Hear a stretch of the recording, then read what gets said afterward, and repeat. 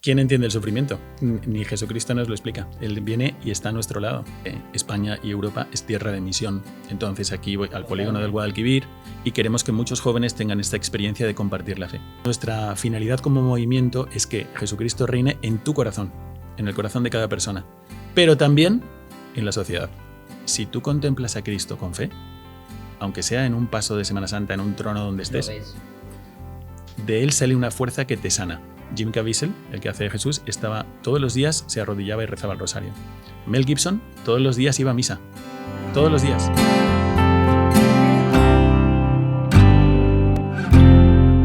Hola a todos y bienvenidos al cuarto episodio de Llamados.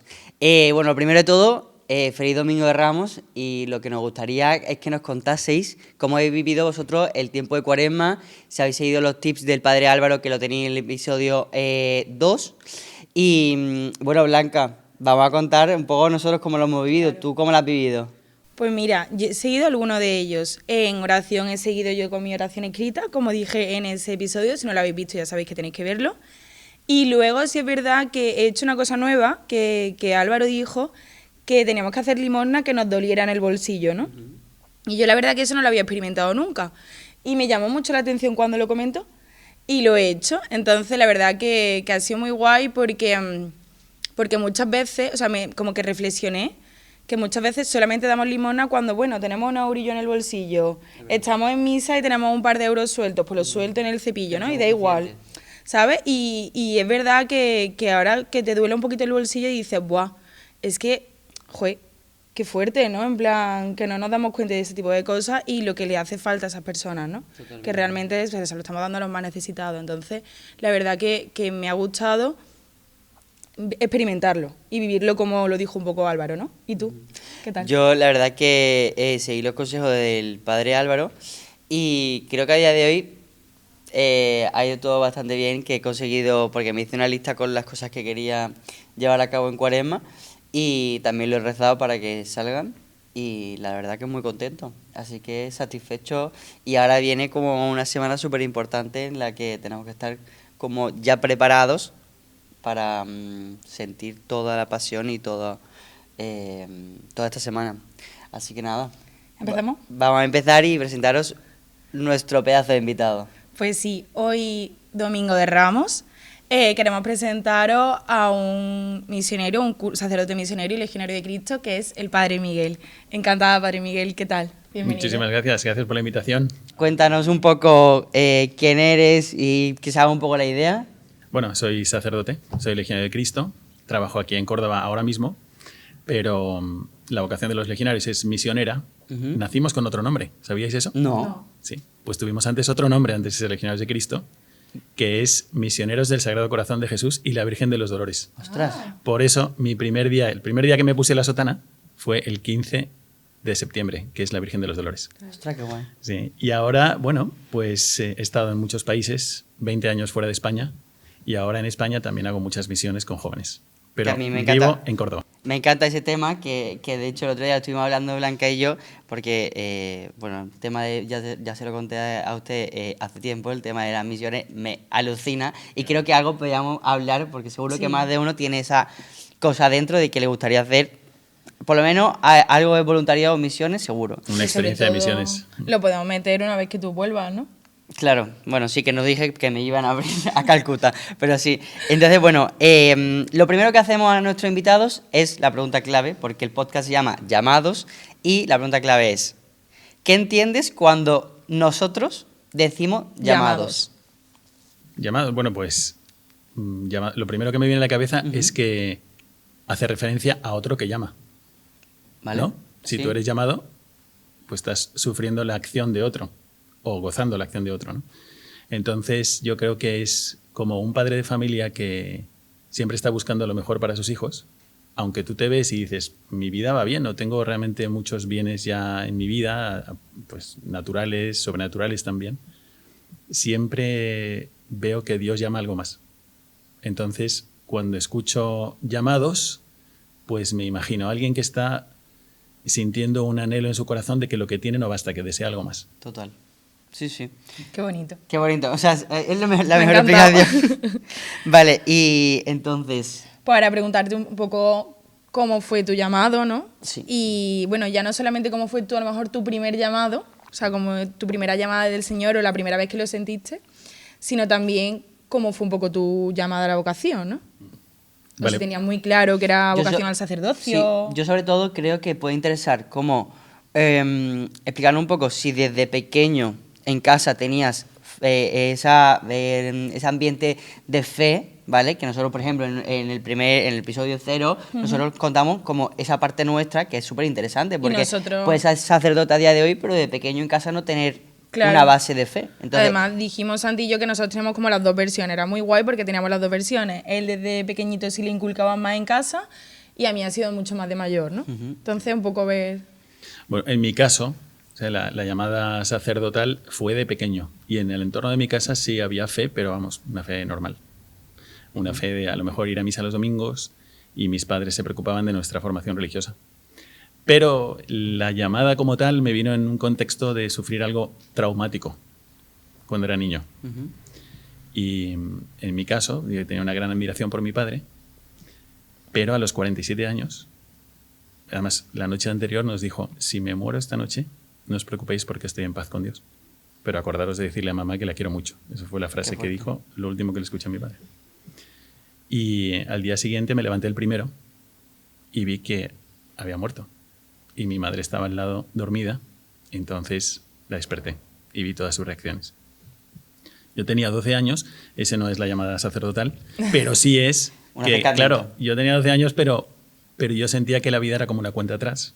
total. ¿Y no te hizo ese hecho enfadarte con Dios? Sino que todo lo contrario, te abrazaste a Él Mira, yo tengo un cuñado que le pasó lo mismo y está enfadado con Dios. por eso. Es que normalmente, y muchos de nuestros oyentes, Mira. es una de las preguntas, de verdad, que El creo que sufrimiento. muchos tendrían es cuando fallece alguien tan cercano, o no, ¿sabes? Sí. Pero aunque sea no tan cercano, pero que te toque un poco, hay mucha gente que tiene crisis de fe o Es que yo se creo enfada que- con Dios y dice, ¿por qué me has quitado de mi vida a esta persona? Pero porque Sí. yo creo que no entendemos el sufrimiento en esta vida, ¿no? Entonces, por eso te hacía un poco esa pregunta. Sí, Porque al o sea, final... ¿quién entiende el sufrimiento? ¿Sabes? Ni Jesucristo nos lo explica. Él viene y está a nuestro lado, como el buen ladrón, ¿no? No le da una clase sobre esto te pasa porque, sino que está a su lado. Entonces, para mí podía haber sido muy duro, pero es que la última frase de mi padre, Es que es brutal. claro, me dijo que no nos preocupáramos porque estaba en paz con Dios. Nos podría haber De dicho, verdad, no os increíble. preocupéis que os dejo mucho dinero. No. Podría haberlo dicho. No, no. O podría haber dicho, no os preocupéis que he hecho todo lo que me apetecía en la vida. Pero no, me dijo, no os preocupéis porque estoy en paz con Dios. Es que el mejor Entonces, legado ese que fue el te podía mejor dejar. regalo, sí. El Muy mejor fuerte. regalo que me hizo fue ese. Y entonces lo que a mí me pasó es que yo quería aprovechar bien mi vida. Es lo único que me dejó eso. Aparte de un gran dolor. O sea, yo sufrí Hombre, claro. muchísimo. Lógicamente. Mis hermanos, somos 4. Eres el también. mayor.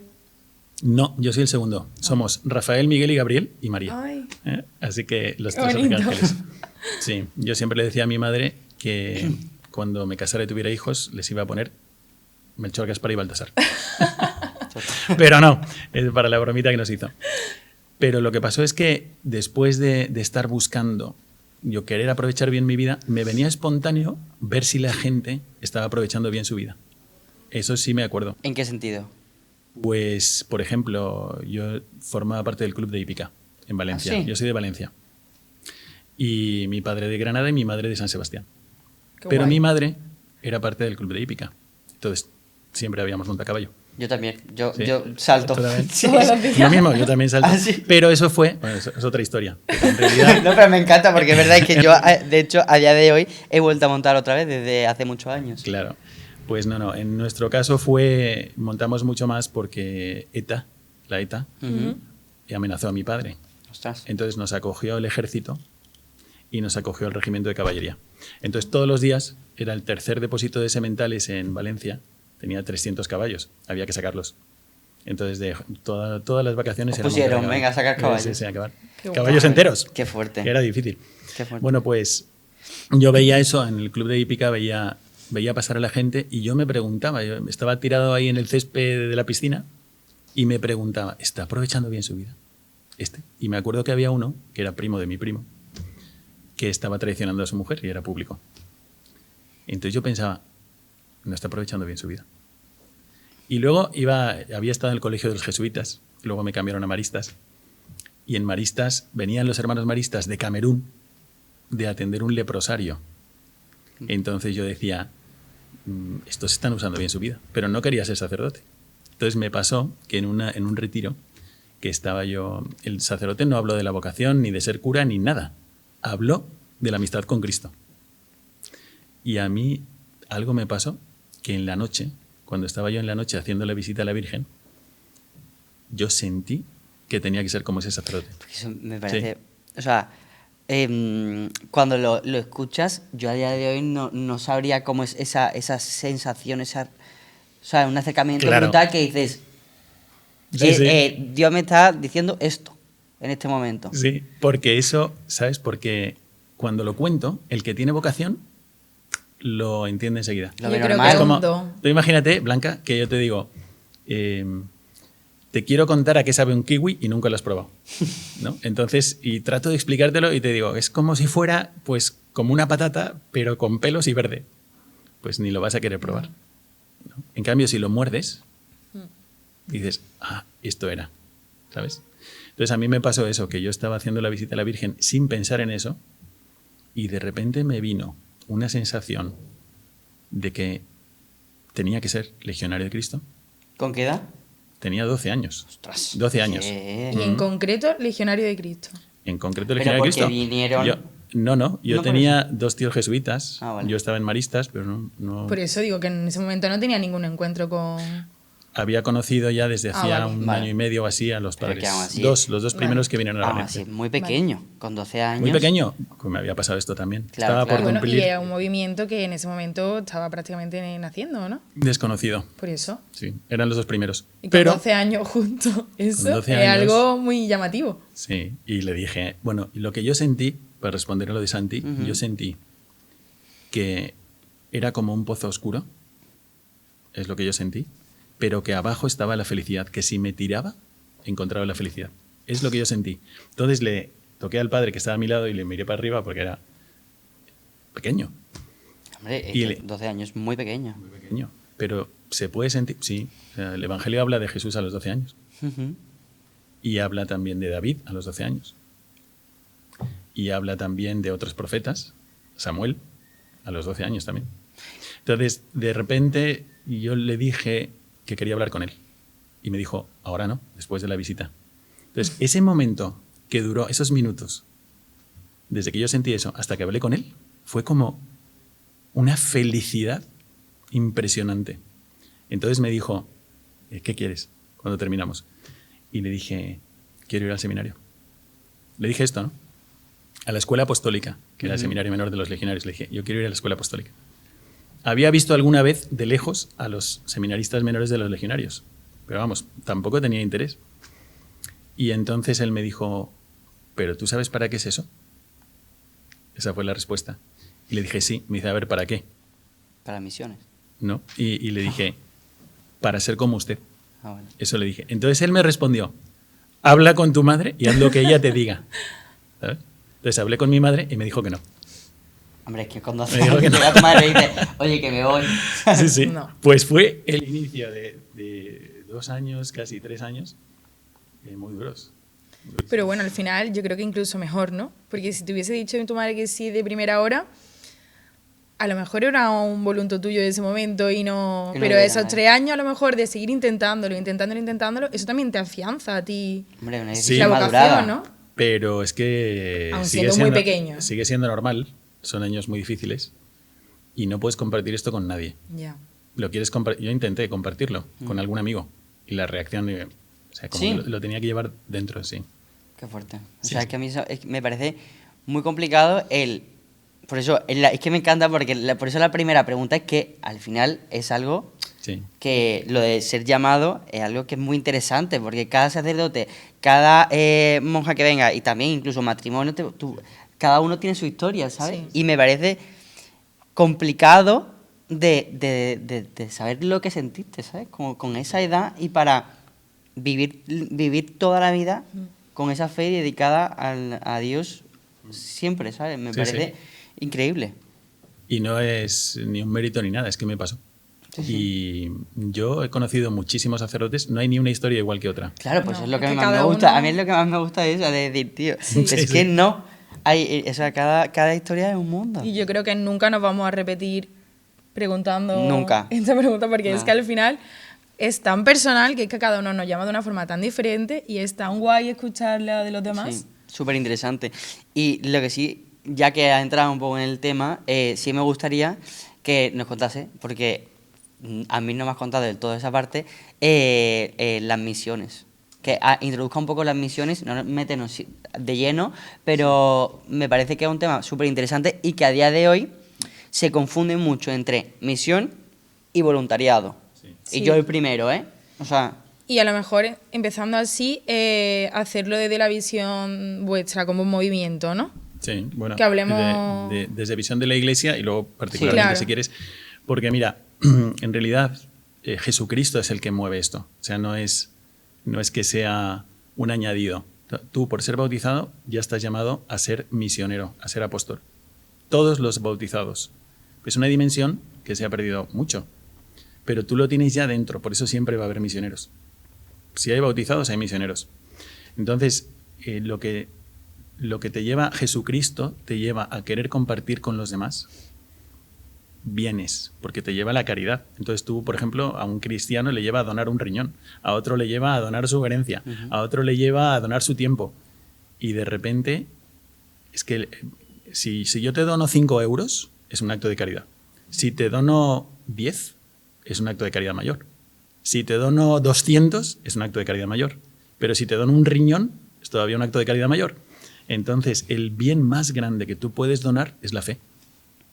Así que Dios te lleva a compartir con los demás lo que has experimentado, la fe.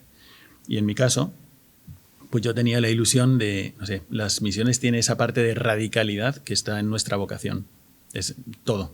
Dejo todo y yo voy a servir al Evangelio donde haga más falta. Eso yo siempre lo visualizaba en África, por eso empecé las misiones en Guinea Ecuatorial. Pero también me mandaron antes a Kazajistán y trabajé en México y ahora me doy cuenta de que España y Europa es tierra de misión. Entonces aquí voy al polígono del Totalmente. Guadalquivir o con don Miguel David Pozo León en la parroquia de Santa Luisa de Marillac y queremos que muchos jóvenes tengan esta experiencia de compartir la fe. Porque lo que hemos visto es que la fe se fortalece cuando tú la das. Entonces también está eso, que yo quiero ayudar a la gente que voy a conocer allí, pero también a la gente que llevo. Entonces, mi experiencia siempre ha sido buenísima. Mía, personal, yo me iría, siempre les he dicho a mis superiores que me manden allí, que es porque sientes que es que hay gente que no conoce el Evangelio. En Kazajistán Claro. había gente que no sabía lo que era un crucifijo. pero y ahí es donde yo, que a mí me parece que yo mismo me hago esas preguntas de, vale, uno, para ser misionero tienes que ser sacerdote, 100%, ¿o no? No. No, o sea, tú puedes irte de misionero y evangelizar. O sea, una pregunta que mucha gente se hará. Para ser misionero, tú tienes que ser bautizado. La diferencia con el Ya voluntariado está. es que tú, cuando vas a hacer voluntariado, No evangeliza, Va a ¿no? cuidar personas, va a tal. tú vas a hacer una tarea. ¿Vale?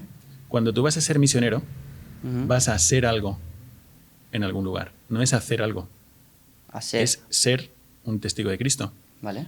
Hagas lo que hagas. Entonces, realmente para ser misionero tienes que ser un bautizado que ha caído en la cuenta de lo que significa para él el bautismo. Vale. El bautismo es que tú te injertas en Cristo. Bueno, Jesucristo te injerta en él. Es como una rama, ¿no?, que tú coges de un árbol y está a punto de morir. La rama se va a secar, va a morir. De repente alguien la coge y la injerta en un tronco muy vivo.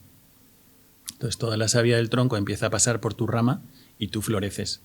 Bueno, pues eso es el bautizado. Entonces el que florece empieza a echar frutos.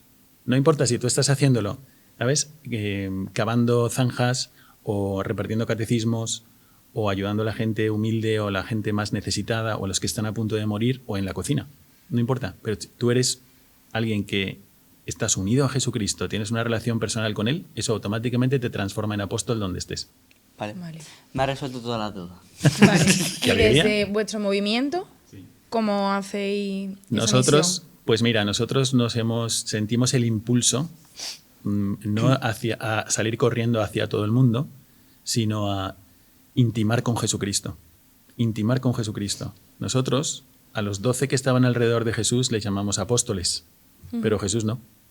Jesús le llamaba amigos. No sé por qué. Amigos. Iba a decir hermano. También les llama, También. pero les llama amigos. Vosotros sois mis amigos. No sois ya mis siervos, no sois Vale, esclavos, sois mis amigos. Entonces, cuando tú tienes la amistad con Cristo, estés donde estés, vas a transmitirlo, se va a notar, vas a ser un puente para llegar a Cristo. Entonces, nuestra finalidad como movimiento es que Jesucristo reine en tu corazón, en el corazón de cada persona, pero también en la sociedad. Entonces, que donde esté, donde yo esté. Y para eso, pues si me mandan, por ejemplo, a la cárcel, pues yo voy a evangelizar en la Me cárcel. encanta. ¿No? Les voy a acercar a todos, Ujú. pero para llegar al mayor número posible de personas solemos elegir aquellas acciones que sean más eficaces en profundidad y en extensión. Eso nos caracteriza un poco desde fuera. Entonces, si me mandan a la cárcel, pues yo voy a buscar, no sé, a la persona, al delincuente que tenga más peso sobre los demás y voy a tratar de acercar su corazón Al a Cristo. líder, para que después... O al líder, o voy a formar líderes. También. Porque sé que yo soy muy poca cosa, yo sé que mi tiempo es muy limitado, voy a morirme, mi padre tuvo 47 años, yo ya soy más mayor que mi padre. Entonces, si yo quiero que el Evangelio llegue a todos, yo tengo que atreverme a evangelizar a los que estén más alejados, pero que influyan más en los demás. O sea, eso sobre todo yo lo reflejo en, como este verano estuve en África, en Burundi, lo reflejo mucho a esa parte de una tribu a la que vas y dices, ¿cómo me comunico? Sí, sí, sí, Una vez que totalmente. pasa la barrera de la comunicación, dices, Sí, sí. ¿cómo le explico quién es Dios, la fe en comunidad, toda esa parte que me parece brutal? O sea, el ejemplo que acaba de poner es perfecto, pero yo sí es verdad que me lo llevo mucho fuera, pero es que a día de hoy hace mucha falta aquí, incluso en España. España, y mira, te voy a contar una cosa que me pasó en Kazajistán. Yo fui a una ciudad donde iba a ser el primer colegio católico del centro de Asia. Buah. Y yo todavía no era sacerdote, pero acompañaba al primer sacerdote que había contactado con ellos, que se llama Johann Stray. Y íbamos a la casa de una señora norcoreana que se había casado con un alemán. La señora me diría 1,40 y el alemán 2x2. Ya ves tú. Esa ciudad tenía la electricidad cortada porque no pagaban impuestos. Entonces nosotros fuimos y estaba la electricidad cortada. Toda la ciudad era como de fantasma. Estaba toda vacía. Veías a los perros pasando de balcón a balcón, por ejemplo. Qué barbaridad. Y había zonas que estaban habitadas. Entonces llegamos a una zona habitada, nos invitaron a comer. Me acuerdo que la señora no comió con nosotros, se arrodilló al lado. Dijo, señora, no, porque las mujeres no comen al lado. Ah, ¿no? No, era impactante. Y yo iba así, vestido, y yo decía, tengo que dar buena impresión de lo que es un sacerdote. Claro. Porque es el primer sacerdote que ven aquí, el segundo. Claro, Tengo que dar una impresión correcta, buena. Quería dar ejemplo en todo. De repente estamos a mitad de la comida, se enciende la tele, vuelve la luz. ¿Y qué había? Una telenovela brasileña donde el protagonista era un sacerdote malo. Ostras, ¿qué Encima. me dices? Sí. Encima. Entonces, y abajo, los subtítulos corren, las letras corren, no es que aparecen los subtítulos, sino que corren las letras, y la lee una misma voz. ¿Sabes? Si habla un hombre De y una hombre y mujer. mujer, todo. No, Sí. es todo, sí. Ah, todo. Cariño, te amo, yo a ti también. Vale. Sí, entonces, yo me quedé pensando toda la comida, que yo puedo dar toda mi vida en Kazajistán, Pero si tratando le de que tienen llegue esto, Cristo, tratando claro. de... Pero estos llegan antes. Claro. Entonces tengo que evangelizar Brasil A la- y a los la- que hacen los guionistas de a las la telenovelas. televisión. No, y por supuesto el de la televisión es mucho más atractivo que tú. Porque en ese sentido llega antes. Llega antes, llega a más casas, Claro. la gente lo absorbe como inocentemente pensando que así son las cosas. Entonces hay que evangelizar esta sociedad, hay que evangelizar los medios de comunicación y hay que evangelizar los corazones de cada uno de ellos. De Esa hecho, es la idea. siguiendo ese hilo, Esa es nuestra Claro, misión. es Siguiendo que ahí ese hilo, vamos. Ahora ya lo siguiente. que, si quieres, Blanca, cuéntale tú un poco. Claro, o sea, nosotros sabemos que tú haces vídeos de TikTok y que intentas, ¿no?, un poco evangelizar por medio de esa red social, que me parece una pasada, ¿no? Y entonces, En pero sí, la claro, red social no, porque la red social es enganche puro. No, digo el dopamina. contenido. No, su contenido sí Claro, que es el lo que contenido, el vamos, contenido, pero claro. realmente esa red social, que en concreto es TikTok, y lo digo yo que me dedico a redes sociales, no deja de ser impacto, y pierdo minutos y horas de mi vida en contenido que no sirve, que no tiene ningún tipo de fin. Claro, por Entonces, eso vamos un poco a eso, ¿no? Entonces, eso que está lleno de contenido Vacío. ligero y vacío de todo, o sea, ¿por qué te salió a ti decir voy a entrar aquí y quiero evangelizar de esta forma? Pues mira, precisamente yo no tenía ninguna red social y la primera red social que tuve fue Facebook. No la abrí yo, sino que me la abrieron unas familias de México cuando fui con familias a hacer misiones. Y me la abrieron y yo la estuve usando para tener contacto con ellos. Todas las demás redes sociales me las han abierto chicos. Cuando Sí. estaba, por ejemplo, de voluntariado con exdrogadictos o estaba de misiones en África, que no tiene Twitter, me decía, no. Y una chica americana me abrió Twitter. Que no tiene, ellos estaban ahí. Entonces yo pensé, lo que me llevó a mí a abrir esto es que si San Pablo viviera hoy y viera, sabes, que tienes, que todos los Un chicos TikTok que te ven y los 24. adultos tienen Claro. un móvil en el bolsillo, diría, ¿a qué estáis esperando? Que es muchísimo Ya. más ¿Sabes? fácil que antiguamente. Claro. Sí, entonces eso, en la pandemia yo lo vi, cogí el COVID enseguida. Y en ese momento a los menores de 50 años no les hospitalizaban, sino que tenías que tener hospitalización en casa. En casa. Tenía 49. Entonces estuve con COVID y tenía que, en ese momento, era un mes en tu cuarto. Así que después de 5 días dije, yo necesito evangelizar. Y entonces empecé pues un canal de YouTube. Que se te da muy bien. Que se da... Parece un youtuber profesional. Sí, sí, sí. Se le da muy bien. Bueno, es las ganas de evangelizar en Sí, realidad. sí. Pero sí, muchísima gente ha contactado. Y cuando salió TikTok, pues probé. Y efectivamente también es la red social, dices, es la de puro enganche, pero es donde tengo muchísimos más comentarios. Sí, sí. Me han pedido el bautismo ¿En serio? muchas Es que me veces. parece brutal eso. Sí, sí, Me parece increíble. sí. Si hago un directo en TikTok, pues a lo mejor, si no hay 50 que me llaman pedófilo de todo, Bueno, claro, te iba a decir cómo Bueno, vive claro, el eso te iba a hate. decir, te tienen que decir de todo, claro. sí. Pero para mí, cada vez que dicen eso o me insultan o tal, es como esta persona a lo mejor nunca ha podido hablar con un sacerdote. Entonces me dicen, bloquéelos. Yo, no, no. Sí, es que a lo mejor... Y tengo experiencias buenísimas de gente que empieza insultando y luego Se convierte. se acerca, sí, por la forma de responder o por acogerles o se acerca a la fe. Que esa es la intención que nosotros tenemos con este podcast. Sí, Que, y además- que se acerquen. Yo encantada de todo el hate porque Jesús habla en el Evangelio del hate y a mí me parece espectacular, así que todo lo que nos vengan y todo lo que nos digan me parece espectacular. O sea, Y que yo, es genial. hay una duda que tengo y es, ¿cómo sienten la plenitud transmitiendo a través de una pantalla? ¿Vale?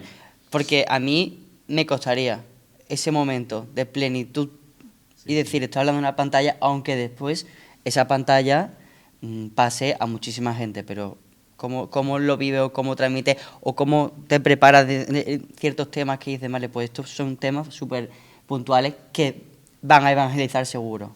Claro, al final eso nos ayuda a nosotros un poco Claro, también. aquí, ¿no? Sí, nada se puede comparar al trato personal Ya. fuera de las pantallas. Por eso los sacramentos no se pueden dar por Por una pantalla. telemetría, no. Entonces, a mí lo que me ayuda es pensar que yo no soy más que un puente, que no tengo que ser un muro. Ujú. Yo no puedo ser un embudo donde la gente venga a mí, sino que tengo que ser un puente para que traten personalmente con otros. Entonces siempre desvío hacia otros sacerdotes a que se acerquen, a que puedan, que estén más cercanos que yo, porque se me piden el bautismo, una chica, como acaba de pasar, una chica de Perú me Claro. pide el bautismo, yo no la voy a poder ayudar. La puedo ayudar a que se prepare. Entonces en los canales o en las series que tengo en YouTube son preparatorias, pero son preparatorias para que se acerque personalmente a alguien que le ayude. Eso al final un poco como hablamos nosotros en el episodio serio, que al final podemos ser acompañamiento. Sí, que somos acompañamiento. Pero O de ahí, sí, le creamos preguntas también de incertidumbre cuando le Claro. escuchen a usted y cuente y todo lo que nos has contado que mucha gente jamás habrá escuchado a un sacerdote hablar de su historia, de que vea a un sacerdote cercano, que yo creo que también ese es un prejuicio que hay a día de hoy en nuestra sociedad, en la gente joven, y es que la gente piensa que los sacerdotes a día de hoy tienen una mentalidad de hace antigua. muchísimos años y no. Nosotros con usted podemos hablar de lo que sea. queramos, que siempre va a tener una respuesta de ayuda y de evangelización.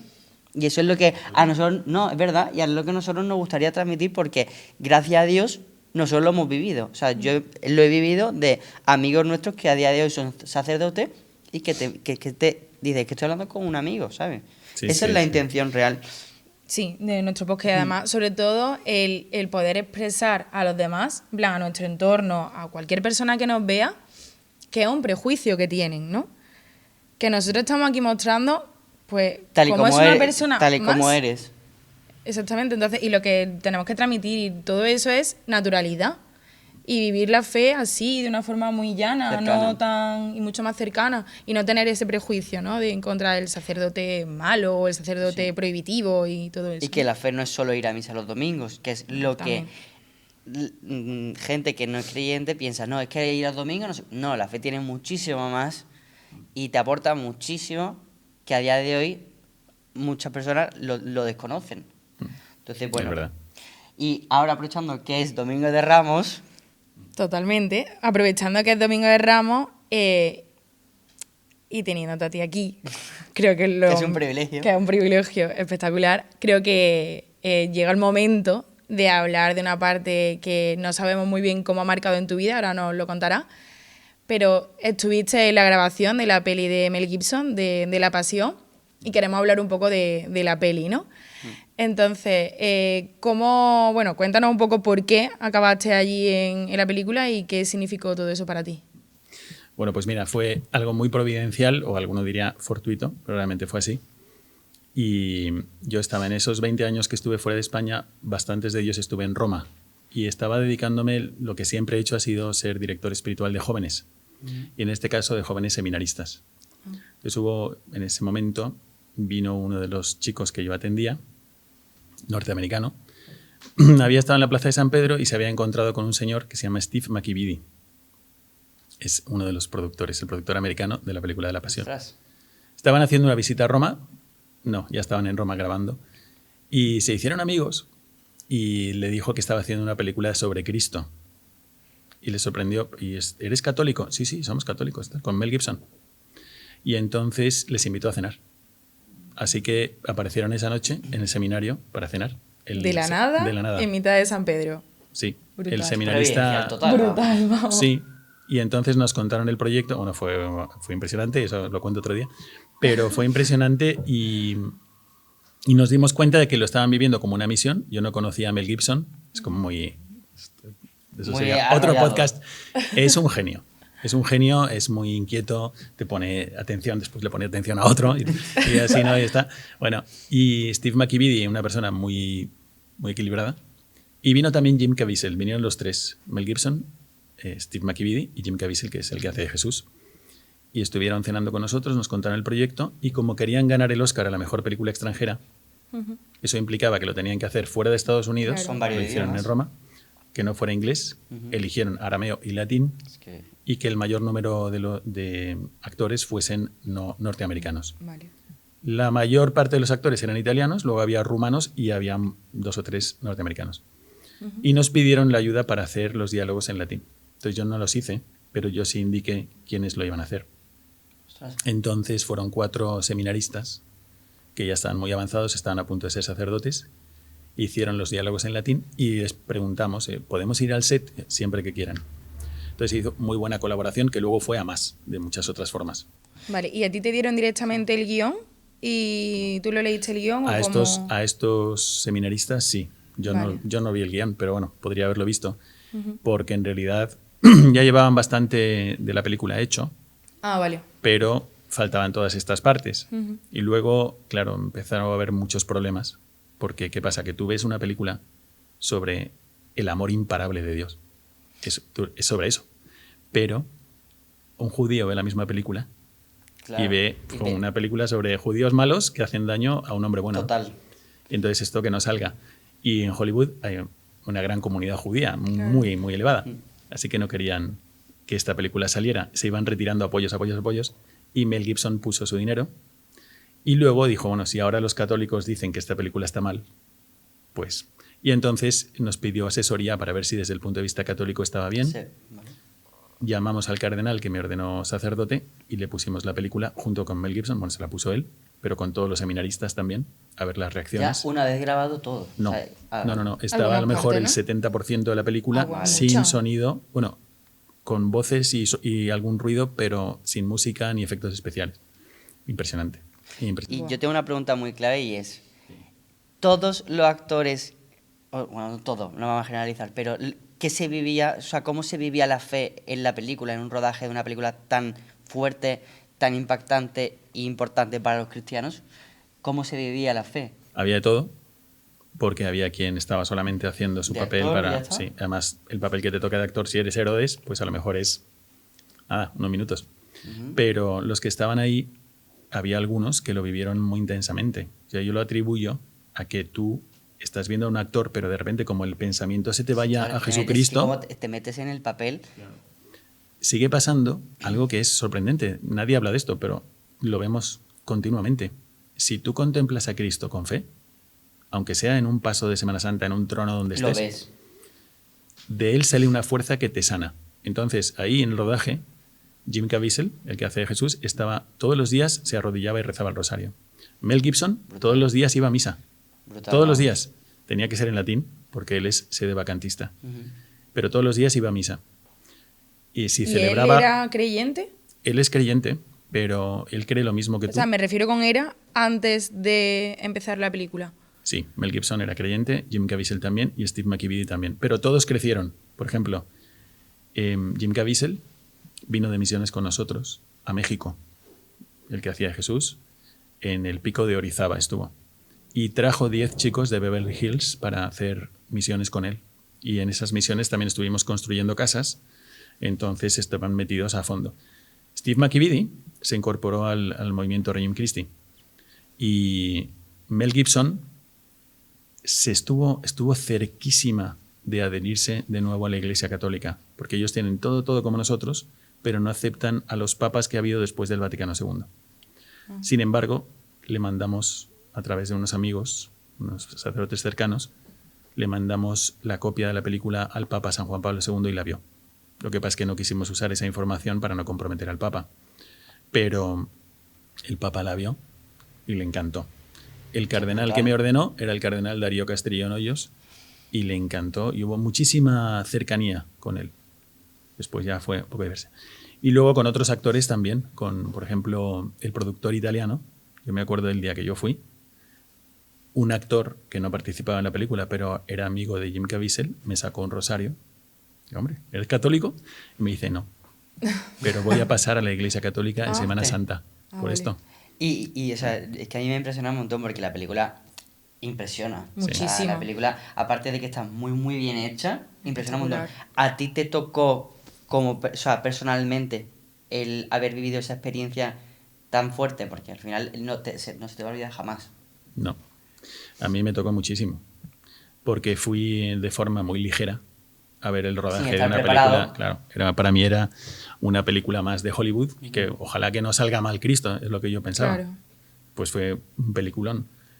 Pero al ver a Jesucristo, la primera vez que fui era la coronación de espinas, le vi flagelado, porque es justo después ¿Pero es del real? flagelo. ¿El qué? O sea, no es real. ¿Que esté flagelado? Está súper maquillado todo, ¿no? Está súper maquillado, pero era tan buen maquillaje. Es que en la Pero si es película, súper en la real. película es una locura. Es No, en la brutal. película la flagelación la intentaron hacer real. O sea, Me parece le una locura. golpearon, pero tenía una protección detrás. Ah, vale. Ah, vale. Entonces le golpeaban, pero hubo un momento que se les fue uno de los flagelos, le pegó aquí. Ah, Entonces tuvieron que parar el rodaje y luego tomaron esa herida como modelo Qué para fuerte. todas las heridas del maquillaje. Más realista, ¿no? Más realista. Pero luego en la película, por ejemplo, hay alguna vez que se ve que se clava el flagelo y lo arrancan.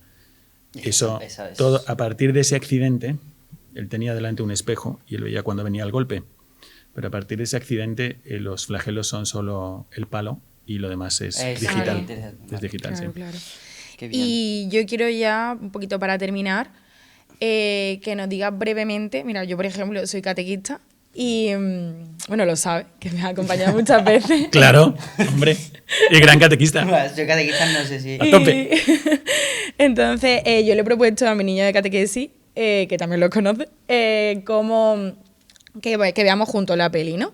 Entonces, yo quiero decirle, previo a verla, qué símbolos nos tenemos que quedar o qué símbolos tenemos que estar pendientes para verla, ¿no? En plan, como la simbología antes de verla y durante la peli, cómo verlo. Pues me encanta la pregunta porque hay gente que no quiere ver la película y que está muy condicionada por los prejuicios que han... Pues, ha habido mucha contrapropaganda, ¿no?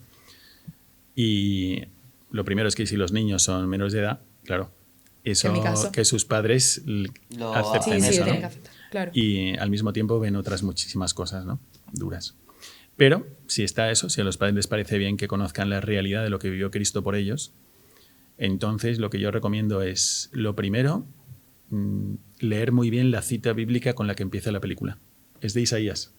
Y eso lo tenía Mel Gibson todos los días dentro, me consta. Sí. Todos los días. Por sus llagas hemos sido curados. Cuando no lo merecíamos. ¿Sabes? Entonces, fue llevado como oveja al matadero. Por sus llagas hemos sido curados. Entonces, tú tienes que ver toda la película preguntándote, ¿cómo he tratado yo a Dios? Y cómo Dios me ha tratado a mí. Porque va sobre esto la película, cómo te trata Dios. Y luego 3 cosas. Lo primero, que te fijes en las miradas, porque eso está querido por el director. Entonces, él lo que quiere es que te encuentres con Cristo.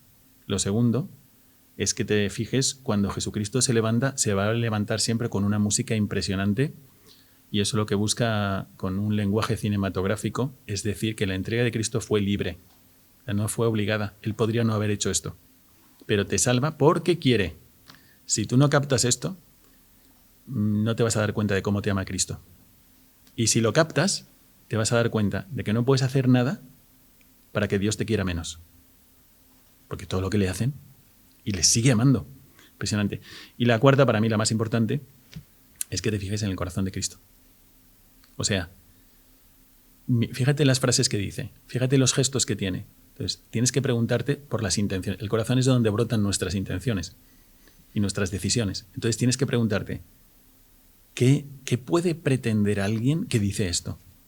O sea, ¿qué puede estar buscando? Para mí la pregunta es, en toda la Semana Santa, cuando veas cómo instituye la Eucaristía, cómo le flagelan, cómo arrastra con la cruz, cómo habla el buen ladrón, todo lo que sea, pregúntate, ¿qué quieres? O pregúntale, ¿qué quieres que me quede claro? Esa es la clave. A mí es que me impresiona, pero porque yo hasta hace muy pocos años no he sido consciente de la realidad que es de la Semana Santa en sí. O sea, fenomenal, porque mi familia la Semana Santa todos los años y mis tíos Semana Santa, mis primos también, pero el ser consciente de ver la imagen y decir, vale, estoy en este punto de la historia, es que es increíble. Y la película, para mucha gente que no la haya visto y que no sepa la historia real, ¿vale? De lo que pasó. Te lo pues, explica está súper muy bien clara. y con lo que has dicho, yo la película la he visto en el cole, la hemos visto.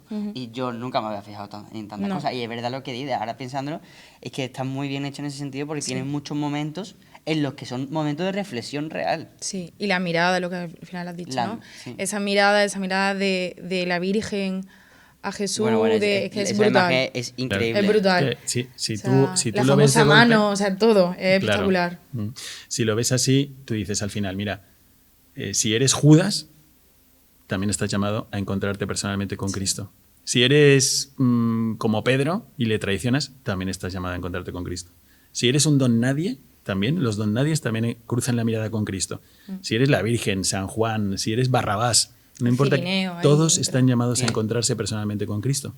Entonces a mí quizás de lo que yo podría aconsejar para vivir la Semana Santa y para ver la película de la Pasión es que te des cuenta, no tanto que pienses en ti, ni siquiera en cómo estás. Puedes estar aquí, puedes estar en el peor día de tu vida.